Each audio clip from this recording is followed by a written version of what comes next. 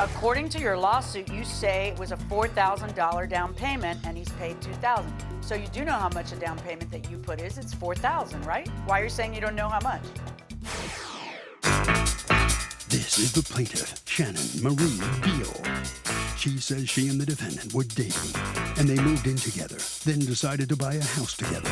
Unfortunately, kids got in the way of their relationship, which fell apart. Now the defendant refuses to repay her the $2,000 she laid out for the down payment on the house. She doesn't want anything else from this guy, just the $2,000 she still owed. And that's why she's suing him.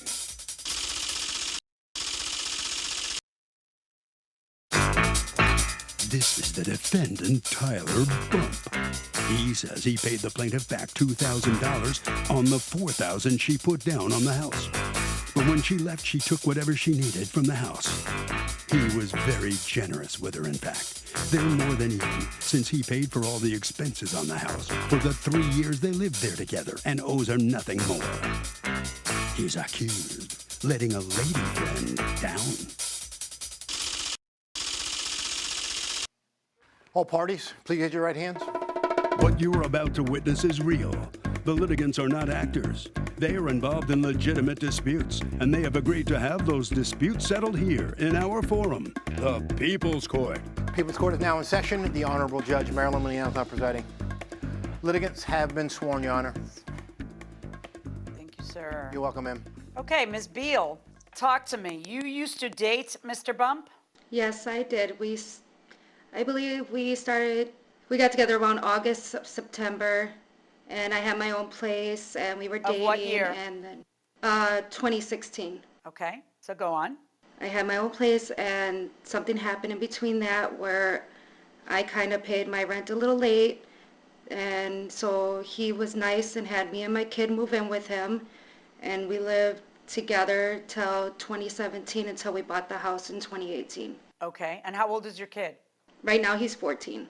Okay, and then what happens? You decide to buy a house. Yes, we waited till I got my tax money, and I also got a second job to help pay for everything.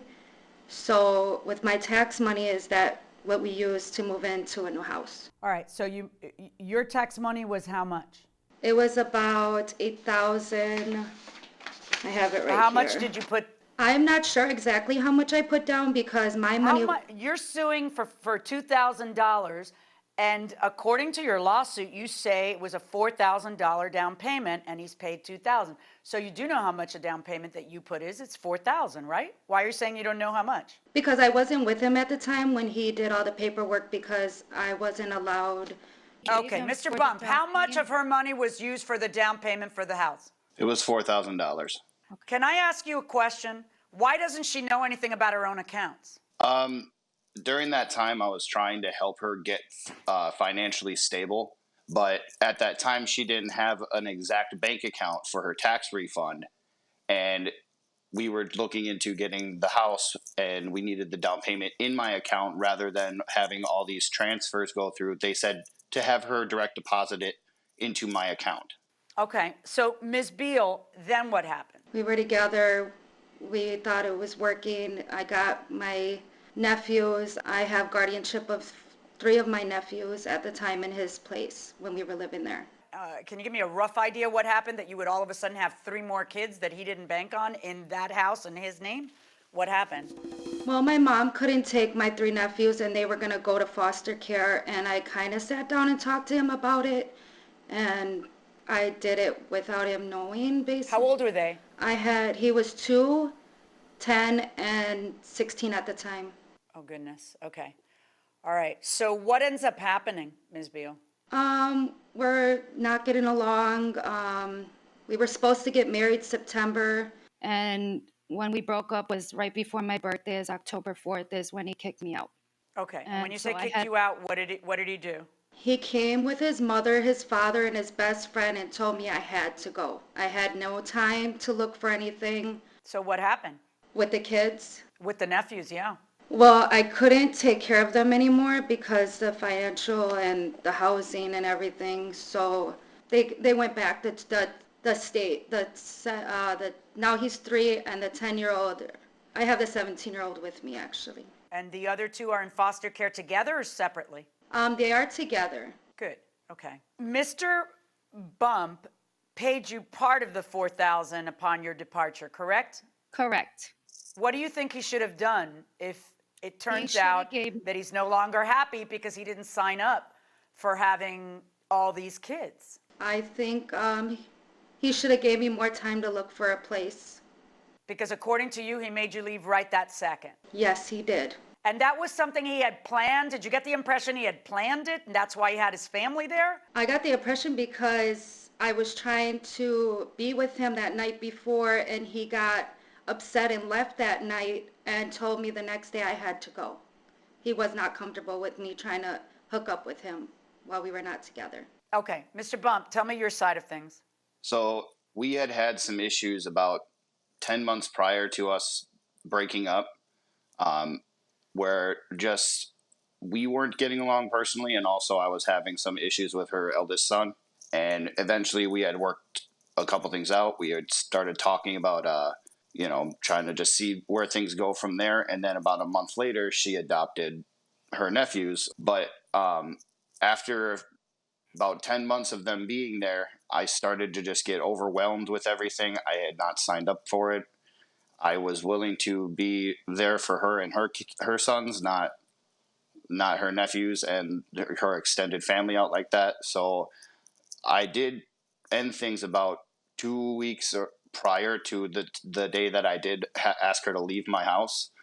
I was in the process of also talking to a realtor to try to find another house so she would have a place to stay with the kids.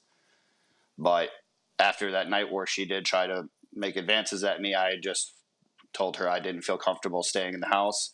I had my mom come and get my dog, and I did have my dad and my best friend there just to, make sure nothing got out of hand or, everything was kept calm. So Okay.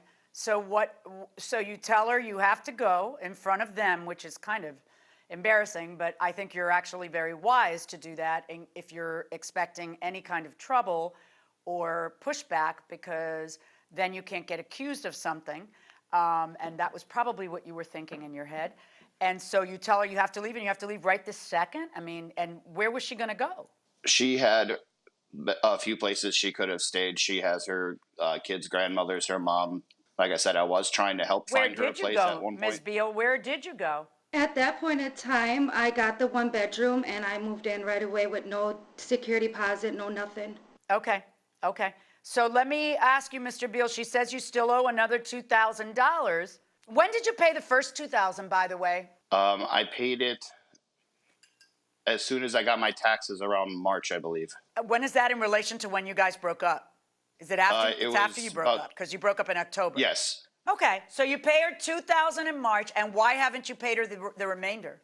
For the last 3 years, I knew she was just trying to build herself back up. So I have paid for the mortgage, the rent, electric, water, any sort of bills that we had accumulated, I was paying for. I bought her a car at one point and then leased a second one for her, which she still has. I bought her a motorcycle because she wanted to start riding with me. But Again, why? I'm trying to understand, what is your theory if in March you realize I owe her $4,000, I better start paying, let me pay her $2,000. What on earth is the difference between March and today? You're thinking about it and it occurs to you that you paid more in the relationship than she did? That's your answer? I also offered her the motorcycle that I bought for her as the settlement, which was in total of $4,000. And she said, I don't want the motorcycle. I want money. And I said, well, I'm not going to get stuck paying for a motorcycle that you wanted and pay you $4,000. That's not going to happen. But you agreed to pay her the $4,000, and you pay her $2,000 of the $4,000. And now in retrospect, you're looking back and say, do you really think that courts are equipped to separate the pots and pans of couples' relationships, to sit there and say, who had the salad, who had the soda? We don't do that. We don't sit there and say, well, he paid for most stuff, so all loans are forgiven. That's not how it works. Either you intended to pay her back or you didn't intend to pay her back. And the fact that you paid her the $2,000 kind of tells me you intended to pay her back. I just don't know what is different between March and now that made you change your mind. When I had signed the piece of paper that she does have in evidence saying that I was going to pay the $4,000. I did sign that under Yeah. distress. She came to my house. She brought the little one with her and we started to argue about it. And she's like, I'm not leaving until I sign it. And because I didn't want there to be an issue, nobody was at my house to just make sure nothing got out of control. So I signed it out of distress so she would leave my house. Okay, the word is duress, not distress, although you may also have been distressed.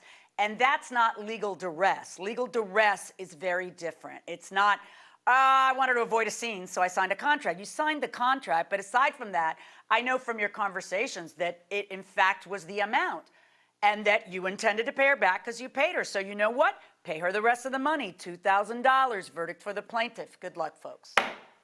Thank you. So the defendant is on the hook to pay the $2,000 to the plaintiff. Let's talk to him now. Mr. Bump, you heard the judge. What do you think?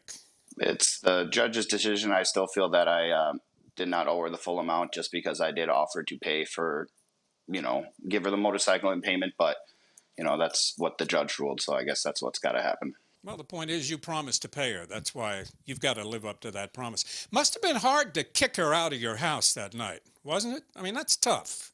You were going to get married at one point. Now you're kicking her out. Yeah, nothing about this has been easy. I've had to make a lot of adjustments in my life, and it wasn't difficult, or was a difficult decision to make to have relief, but it was the thing that I needed to have happen.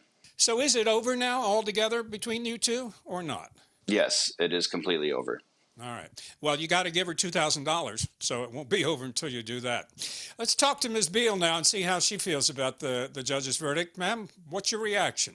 I am happy with the decision, and if it was on the other way, where if it was his family, I would have done the same thing. It's all about family, and that's how it's going to be. And if a man can't step up, then he's not a man. Yeah. Let me ask you about the night you got kicked out of the house. You didn't make it sound like it was a terrible experience for you, but it had to have been. It must have been really tough. Oh yeah, I was very emotional, and it was just hard. It was 3 years we were together. He was talking about marriage, and things happen for a reason, I guess. Do you think it's best now that it's all over between you? Yes, I do. Okay. I'm not surprised. Thank you very much. You're going to get your money. Now, let's join Judge Millian and her husband, Judge John, for another after the verdict discussion. This was an emotional case, and certainly people like Ms. Beal and those folks who step up when unpredictable things happen in life and they take in family members, friends, and will parent children like that, their reward is in heaven for that type of selfless act. And certainly we all respect that. But at the end of the day, your decision really came down to a promise to pay, a promissory note for $4,000 on which only $2,000 had been paid, correct? Yeah, it was very clear. I mean, I don't know why he changed his mind. In the answer to the complaint, he talked about how I let her take any furniture she wanted. That's not. I didn't believe that, and then that's not even what he said. Then he talked about all the other money that he had spent during the relationship. None of that matters. He may really feel that way, that more money went that other way, but you can't assess the promissory note with that type of evidence after the fact. Right, and that's certainly not duress. And I have to be honest with you, I think that what she was doing was very, very commendable, stepping up like that. And I understand that she felt like he should too, but at the end of the day, those aren't his nephews, and they're not married. That's right. And, everyone has a right to be happy. It's not as though they were married and he knew them well and then this happened. It's not, she kind of made clear that she talked to him about it, but didn't get his approval. Just all of a sudden the kids end up there. Right. And he tried to make it work for 10 months. So I don't know that we can fault him for anything other than not ponying up the other $2,000. I guess I agree with you. We shouldn't be judging him on that basis. Yeah. But my hat's off to her that even in her, tough predicament, she was willing to try to step up as the aunt, and hopefully those boys will remember that the rest of their lives. Let's hope so.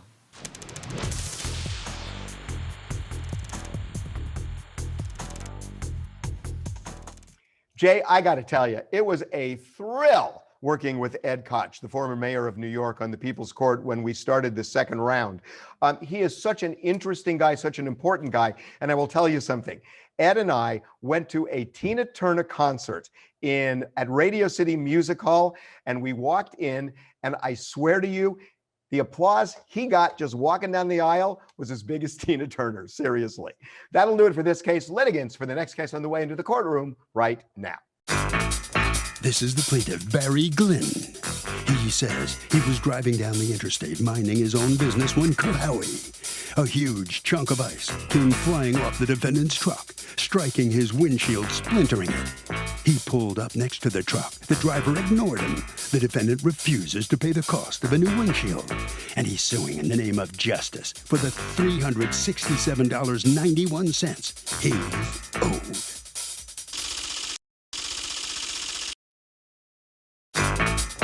This is the defendant, Danny Young. He says his trucks have a tracking system on them, and the plate number the plaintiff gave shows the truck was not in that area the day of this so-called ice incident. The guy doesn't have any insurance. He thinks he'll just pay it to make him go away, but he's here fighting for his justice today and refuses. He's accused of giving the guy a cold shoulder.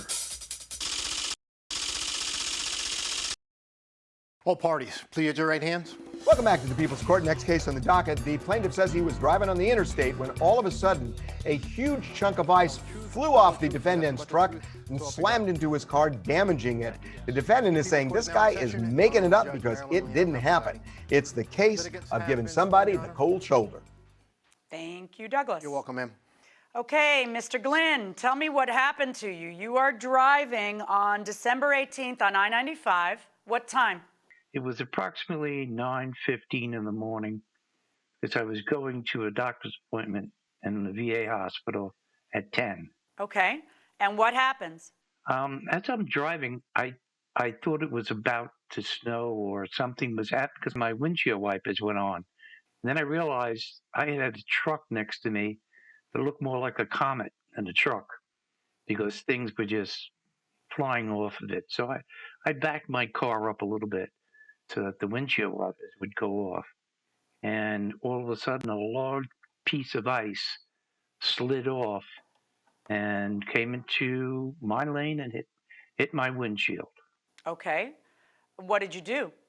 Well, first of all, I was shocked. I tried to pull up next to the driver, and I was honking and pointing to my window just to try to get his attention. He looked at me and then basically looked back at the road. I said, oh, this is going to be a problem. So I pulled over behind the truck, and I wrote down the name that I saw on the truck and the license plate number. All right. Let me ask you this. When do you contact Quality Roofing? Probably the next day. In your complaint, here's what you say. In your complaint, you say, a week later, I went and told the defendant that as I was driving between exit 45 and 44, a piece of ice flew off of one of his trucks and hit my car. Why do you say a week later if it was the next day? I called the next day. A week later, I physically went there. I thought this was going to be a fairly simple matter. All right, Mr. Young, you're the owner of Quality Roofing, right? Yes, I am, Your Honor. All right, when do you first learn of any of this? The message that I got is that it happened at 1:45 p.m. on December 18th. Okay, and who gave you that message saying it was 1:45 p.m.? That's what the receptionist told me when we got the call from Mr. Glynn. Okay, did you ever tell the receptionist, Mr. Glynn, that it was at 1:45 that it happened? No, I think what he's saying is at the time in the afternoon after the doctor's appointment, and I got back from the VA, that's the time that I initially called him. It's not when it happened. I thought you said you called him the next day, and I thought you said in your complaint that you called him a week later. All right, tell me, Mr. Young. First I called so how do you know where your trucks are? Tell me about the system that you have in place at your roofing company. Okay, so we have a tracking system that is a satellite system that we can see where all our trucks are at all the time, at any given time. Okay, when you say at any given time, does it generate a printout? And what causes a time to be logged? Ignition off, ignition on? It pings every 3 or 4 minutes.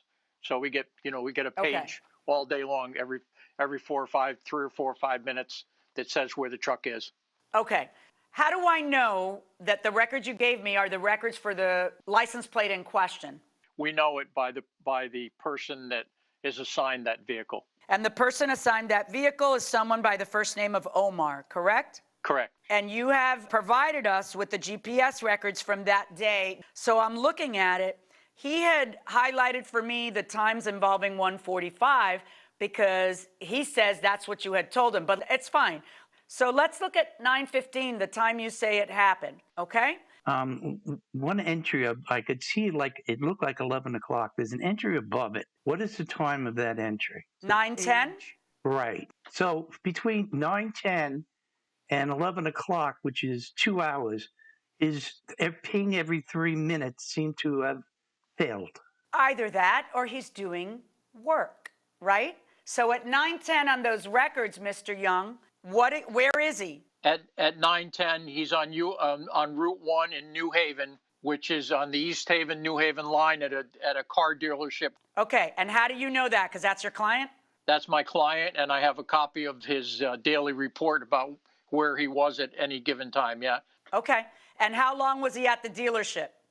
He said that he left it according to the tracking system. He left the dealership at 9:13. Now, I don't see a 9:13, I see an 11:13 is the next entry. Do you have something that says 9:13?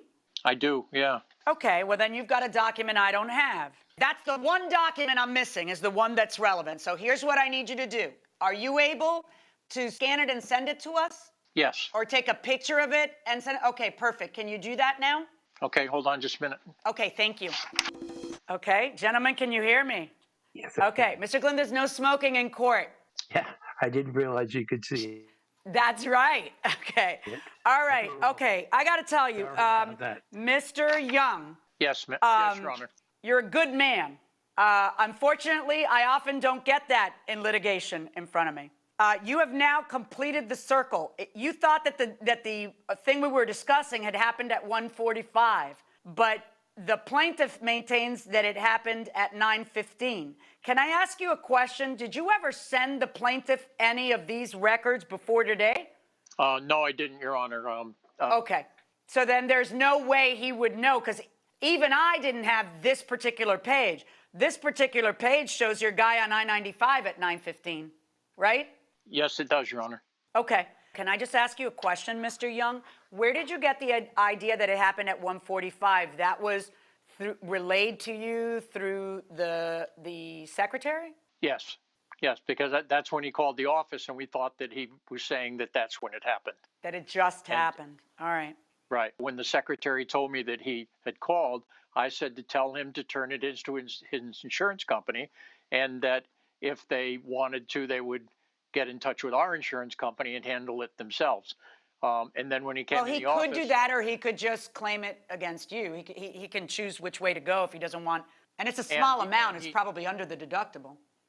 And so he came to my office and said that this happened, and I said to him, I thought we made it clear that you should turn it into your insurance company, and they could, I'm not sure what the right word is, subjugate or whatever it is against us. They do subjugate, but it's subrogate. Subrogate, okay, sorry. Yeah. And that's the only conversation that we had directly. Okay, so what I'm looking at is this. There was some confusion between everyone on what the time was. If the time is 9:15, the printout that you helpfully gave us actually shows your driver there at 9:15. He's got the license plate number. He's got the truck number. Seems like an awful lot of effort to just pin it on any available truck. It's not a large amount. According to him, he is watching stuff come off the truck beforehand, and that's what's calling his attention to it. I think that he has sustained the burden of proof in a civil case, which is just by a preponderance of the evidence. And I'm going to find in his favor, $367.91, verdict for the plaintiff.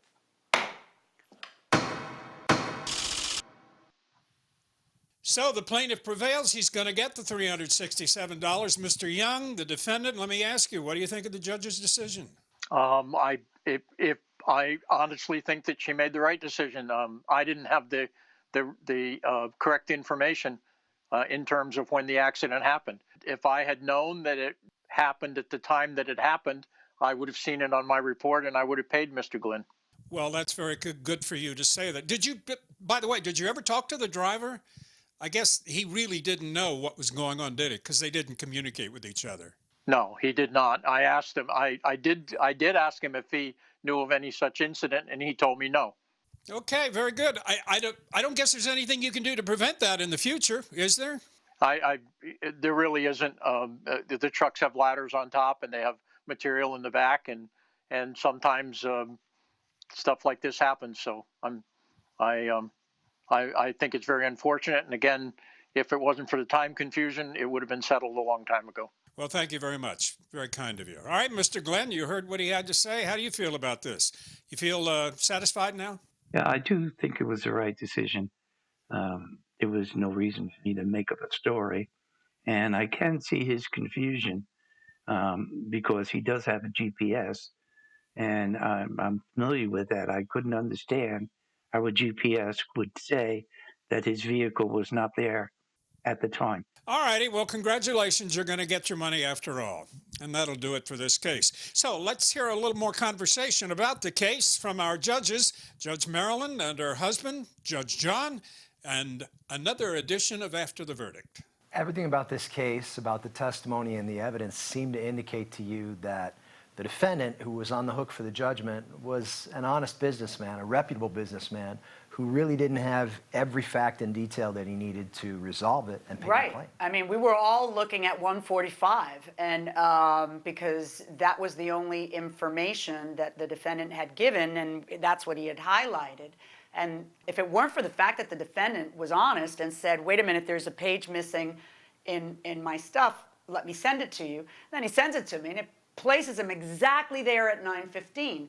You know, I see so much heartache and animosity and vitriol as a judge, and I'm sure you did too in your time as a judge. It's always so nice when you hear litigants say, oh, yeah, no, now that I look at it, yeah, that's exactly what, and everybody's all in agreement. You had honest people on both sides, and certainly the plaintiff didn't have something come through his windshield and come up with a mysterious neck injury or something that wasn't on the level. So, which is nice. But, you know, there are laws in the Northeast that, you know, we just don't know about in South Florida and the tropics, but tell me about that. Well, in states like Connecticut, New Hampshire, I think Pennsylvania, New Jersey, there's a few states in the Northeast where it's such a common problem that ice and snow can fall off of a truck or a vehicle and cause damage or injury to someone else, that some of them have laws that provide for criminal fines and penalties, or even license suspensions on a second or subsequent offense. So, but the theory that, oh, there's nothing we can do about this is completely incorrect. That's why they have criminal laws. Right.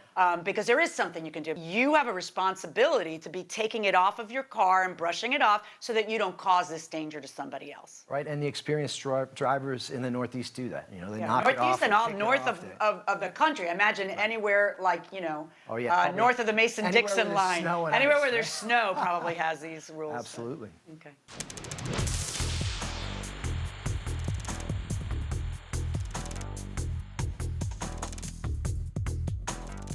Justin, the reason you don't call the judge Miss is that it is disrespectful and it is sexist. You would never call a male judge Mr. And because it happens to be a woman, you do not call a judge Miss. There is a certain respect that you give judges. It is why they wear robes. It is why they are elevated. And it's not ego. It is done because this is what people listen to. There is authority there, and you respect the authority. Miss is both disrespectful and misogynistic. That'll do it for this case. Litigants for the next case on the way into the courtroom right now. This is the plaintiff, Mary Ann. She says she rented an apartment to the defendant's nephew, who is blind. The defendant still owes her for unpaid rent, and she's tired of chasing her down for it. She has no other choice but to sue for the $700 she's owed, and since she wants her money, court seems to be the only way she has any chance of forcing her to pay up. This is the defendant, Sandra Foster. She says she has no idea why the plaintiff is suing her in the first place, because she has nothing to do with paying rent. This woman's trying to take advantage of people with disabilities. It's not right, and she thinks the judge is going to agree. She's accused of running out on rent responsibilities. All parties, please raise your right hands. Welcome back to the People's Court. Next case on the docket. The plaintiff rented to the defendant's blind nephew and says that the defendant won't pay the rent. Now, the defendant is saying this is simply a case of a landlord taking advantage of a disabled person. It's the case of running out on the rent. Thank you, Douglas. You're welcome, ma'am. Okay, Marianne, you rented a room out to Christopher Phillip, correct? Yes. And how long was he living with you? I know he lived with you, then he left, and he's come back since then. Is that correct? Yes. All right. How long did he live with you the first time? From October, November, and December. Okay. And he was happy there? He was. And he was paying $700 a month? He was supposed to be paying $700. I got $700 one time. All the rest of the time, somebody else was taking part of the money, almost $200 of it. Okay, but apparently at some point you've been compensated for all months except for what? What are you suing for today? I'm suing for the $700 for December rent for 2019. Because according to you, he didn't pay anything in December? I didn't get anything in December. Foster sent me a $300 money order after I filed my papers. Oh, okay, but you cashed that, right? I did. Okay, I got it. You say that's for December. Well, let's go. Hold on one second for me. Let's put a pin in that for a moment. Ms. Foster, you recently became the representative for Mr. Phillip, correct? Yes. Why? What happened that caused a change in representative? The person that he was living with, he was no longer staying there because he had been abusing alcohol because he'd been depressed for being blind, and then he ended up in the hospital. I visited him. Right, but he is your sister. Hold on one second. He's your sister's son, right? He's your nephew. Yes. And your sister had as his representative an ex-boyfriend of hers, correct? Yes. Who cashed the check and then kept the money and didn't pay his rent, correct? Yes. All right, so you get wind of that and then you become his representative, which means that the checks come to you and care of him, but you're the one who has the authority to cash them and pay his bills, correct? Yes. All right, so now when you do that, at some point you decide that living at Mary Ann's is not good for him? No, that's not what happened. What happened was... So why did Christopher move out on January 11th? From Mary Ann's? He had moved out with Mary Ann because Mary Ann had said that something was going on between him and one of her tenants, somebody else that she had living there. And she wrote a letter asking that he move out. And she gave me even a time. She gave me 30 days to get him out of her house. When did she give you the 30 days? On January, I received the letter January the 7th, I got the letter. Okay, tell me about that, Mary Ann. Did you ask him to leave? I did not ask him to leave. Matter of fact, he loved it living here. But with Miss Foster, she constantly wants to move this boy somewhere, New York to a Did you ask Christopher to move? Yes or no? She says she has a letter from you. Saying that he needs... because she told him that he was paying too much money. He was happy paying the $700.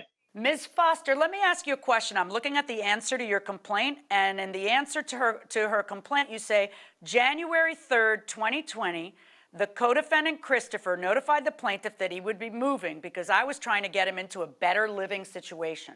So you didn't like the living situation he was living in at Mary Ann's. Tell me what you didn't like about it. Well, he wasn't happy like she said he was.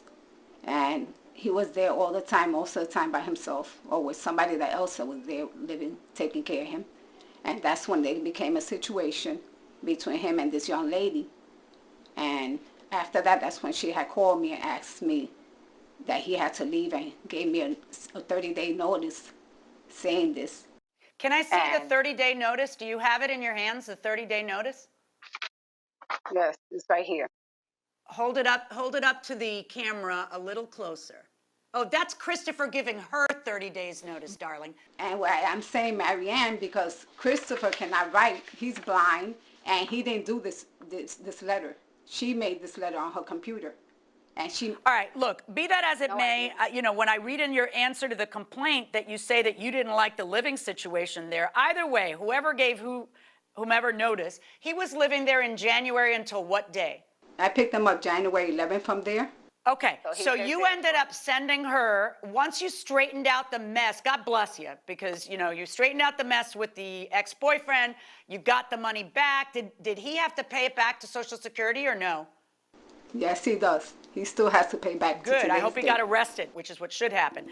What I would like to understand is, at some point you send her $700, which according to you covers December, and then you send her $300, which is supposed to cover the days he was there in January, correct? Right, yes. No. Right, but here's the thing. If you're there, I don't care if it's December or January. Just wait a second. You're calling the $700 for December. It really doesn't matter, because a landlord, if you live there part of the month, is entitled to the entire month. You can't. It's not a hotel. Like, you can't just say, well, you know, I decided to leave on the 12th instead of the 30th, so now I'm only going to pay you up until the 12th. That's not how it works. You have to pay all of the rent. That's the law. Okay, even on a month-to-month, that's the law. So you cashed the $300 check, correct, Marianne? Yes. So what you're missing is another $400 for you to be complete on rent, correct? Right. Okay, when I say you, I don't mean you personally, Ms. Foster, and I realize you got personally sued here. So this is not, the case against you personally is dismissed. You are being sued, or it's converted to a case against you as representative, because that's more consistent with what the facts are here. So the case against Christopher, who you're representing here today, and you as representative of Christopher, not personally, is righteous, and you guys have to pay him the other $400 to complete the rent. Now, I'm kind of curious, where is he living now? A third party, another place? Are you happy with the place where he's living now? Yes, I am. Yes, I am happy. Okay, all's well that ends well. I'm finding in favor of the plaintiff in this case for the remaining $400 because it was an inaccurate legal assumption on your part to think that he only had to pay for the days he was there. Once you log day 1 of the month, you owe the landlord the rest of the month. Why? Because they can't rent it out to anybody else when you leave like that. Okay? So verdict for the plaintiff in the amount of $400. So in a relatively simple case here in the People's Court, the plaintiff prevails. She's going to get $400, not $700. Ms. Foster, let me ask you, you're the defendant in this case. Do you understand the judge's verdict? What do you think? Yes, I understand. I agree with the verdict. You agree with the verdict? You're all right. Yes, I Okay, am. well, all's well that ends well, and you will pay that. Marianne, let me ask you a quick question. You had to go to court now for this to file and everything. Are you satisfied with the judge's decision? I mean, you're going to be made whole, right? Yes, I am very satisfied. So you're a happy camper. Well, thank you very much. Well, let us take time now to join Judge Millian and her husband, who is a judge, Judge John, for another session of After the Verdict. Marilyn, in this case, unfortunately, it looks like the landlord got shorted by about $400. Was it the $400 from December or was it from January? It really doesn't matter which way you count it. For some reason, the two of them got bogged down in trying to count it for December or for January because they thought, I guess the plaintiff felt, oh, it would be worse for me because I only lived there part of the month in January. So the $700 that she got, I'm applying that to January. It truly doesn't matter. The bottom line is she's entitled to $700 every month that he lived there, and whether that $300 check got applied to one or the other, it all comes out in the wash, and it's still the same thing. She was shorted $400, and she gets the $400. And clearly, when you rent a place for a month, you're on the hook for the whole month. You can't say, hey, I'm going to bail after week one. Because think about the position that puts a landlord in. They don't have time to then re-advertise it and get somebody and not have a gap. It's not a hotel. Right. It's not a hotel. You can't run an apartment like that or a building like that if you can't count on the rent for the month. Right. There you have it.